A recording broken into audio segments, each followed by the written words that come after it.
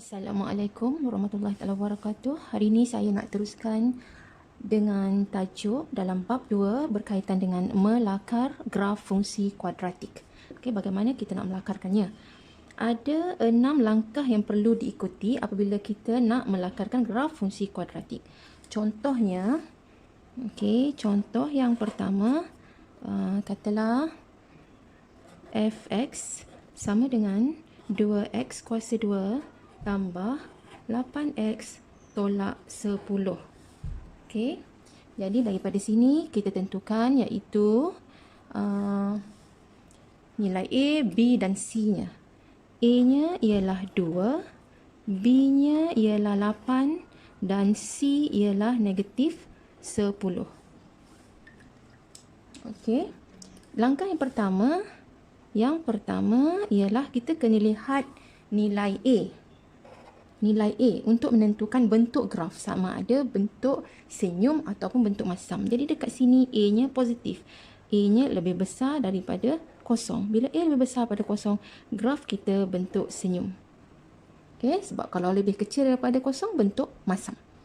Yang kedua ialah kita lihat pada B kuasa 2 tolak 4AC. Okey, ini kita dah belajar. Ini ialah pembeza layan. Tujuannya untuk kita nak tentukan titik persilangan. Ada berapa titik persilangan dengan paksi X. Okey, bersilang ataupun tidak. Jadi dekat sini kalau kita tengok B kuasa 2 tolak 4 isi ialah B-nya 8 kuasa 2 tolak 4 dan A-nya 2. Kemudian darab dengan C-nya negatif 10. Jadi kita dapat di sini 64 tambah dengan negatif jadi positif 8 10 80. Jadi kita dapati ini ialah nilainya lebih besar daripada kosong. Bila lebih besar daripada kosong bermaksud ada 2 titik persilangan. Okey, dengan paksi X. Okey, seterusnya selepas kita dah tahu dia ada 2 titik persilangan, kita kena pasti apa dia titik persilangannya tu. Untuk tentukan apa titik persilangannya, kita buat yang ketiga, iaitu fx sama dengan kosong. Ini fx-nya, jadi kita samakan dengan kosong. Bermaksud 2x kuasa 2 tambah 8x tolak 10 disamakan dengan kosong. Lepas tu kita guna kalkulator untuk kita buat kaedah pemfaktorannya. Ya. Jadi ini kalau saya buat cara manual, X bahagikan semua ini dengan 2. Kita akan dapat X kuasa 2 tambah 4X tolak 5. Okey, kemudian faktorkan. Dapatlah X darab X. X kuasa 2. 5 ialah 5 darab 1. 5. Kemudian positif 4 ialah tambah 5 tolak 1. Jadi nilai X-nya ialah negatif 5. Satu lagi ialah 1. Okey, jadi bermaksud titik persilangan yang 2 ini tadi kita dah kena pasti ini dia titik persilangan dengan paksi X-nya. Langkah yang keempat ialah kita nak cari titik persilangan dengan paksi Y ataupun pintasan Y. Kita nak cari pintasan Y. Untuk cari pintasan Y ialah bila mana X-nya kosong. Ataupun ditulis sebagai F kosong. Jadi sini F ini X-nya kosong, gantikan semua ni dengan kosong. Jadi bermaksud kita dapat F kosong ialah 2 darab kosong kuasa 2 tambah 8 darab kosong tolak 10. Jadi kita dapat nilainya ialah negatif 10. Itu ialah pintasan Y. Okey. Kemudian langkah yang kelima ialah kita buat penyempurnaan kuasa 2. Okey, penyempurnaan kuasa 2 untuk kita nak tentukan dia punya titik minimum ataupun maksimum. Tetapi dalam kes ini kalau bentuknya senyum, dia ada titik minimum. Jadi ini kita nak cari titik minimum. Dan juga kita nak cari paksi simetri. Okey, untuk cari paksi simetri dan juga titik minimum, kita buat penyempurnaan kuasa 2. Okey, senangnya kita guna kaedah Bota. Kaedah Bota itu ialah A kurungan X tambah BOTA kuasa 2 tolak A BOTA kuasa 2 tambah C. Okey.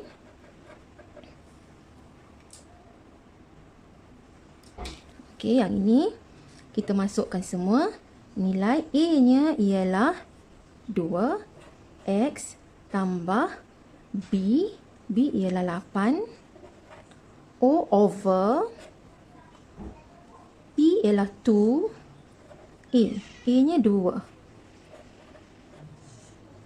Kuasa 2. Okey, tolak A 2. Lagi sekali bota B 8 over 2A. A-nya 2. Kuasa 2. Tambah C. Dan C dekat sini ialah negatif 10. Okey. Jadi kita dapat ialah 2X tambah 8 bagi 4 ialah 2. Kuasa 2 tolak. Ini ialah 8 bagi 4. 2 kuasa 2. 4. 4 darab 2, 8. Tolak 10. Jadi bermaksud kita dapat fx-nya ialah 2x tambah 2 kuasa 2 tolak 18. Okey. Daripada sini kita tahu bahawa yang hujung sekali ini akan mewakili nilai. Dalam kes ini minimum. Jadi ini ialah nilai minimum. Jadi kalau kita nak tentukan titik, nilai minimumnya ialah negatif 18. Tetapi titik minimumnya ialah negatif dalam bentuk koordinat macam ni. Okey, sebelum tu kita kena cari x-nya dulu. X-nya dekat sini ialah x, yang ini ya. X tambah 2 samakan dengan kosong, maka x sama dengan negatif 2. Jadi di sini titik minimumnya ialah negatif 2 untuk x-nya dan ini akan menjadi nilai y-nya, negatif 18. Jadi ini merupakan titik koordinat untuk titik minimumnya. Okey, kemudian paksi simetri. Paksi simetrinya ialah x sama dengan negatif 2. Okey, bila semua maklumatnya kita dah dapat, kita pun nak lukiskan, nak melakarkan grafnya. Jadi kita buatkan dekat sini ada paksi x, pintasan pada negatif 5 dengan 1. Jadi saya buat paksi x. Okey, kemudian negatif lebih besar banding dengan positif, jadi paksi y saya kesinikan.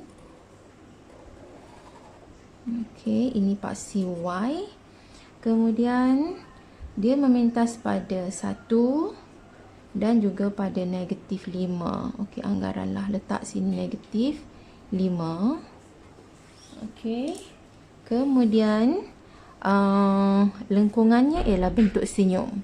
Okey, saya buat bentuk senyum. Bentuk senyum. Okey. Kemudian dah buat macam ni, kita tandakan dekat sini dia punya pintasan y iaitu negatif 10.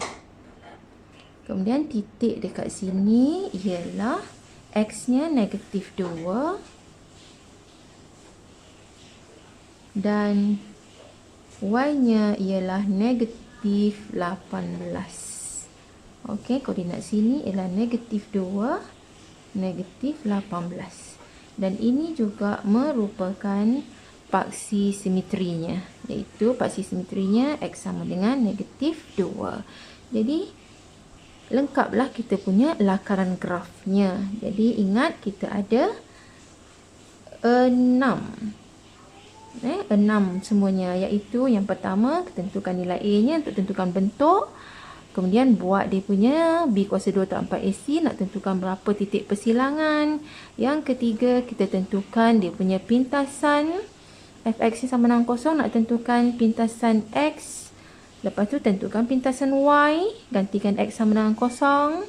Seterusnya kita tentukan titik minimum. Dan yang keenam tentukan paksi simetri. Untuk tentukan titik minimum dampak C simetri, bolehlah guna kaedah ini. Ya, ini dipanggil kaedah Bota. Okey, Bota bermaksud B over 2A. Apa dia? A, B, C rujuk sini. Okey, awal-awal lagi kita dah tentukan. Itu saja.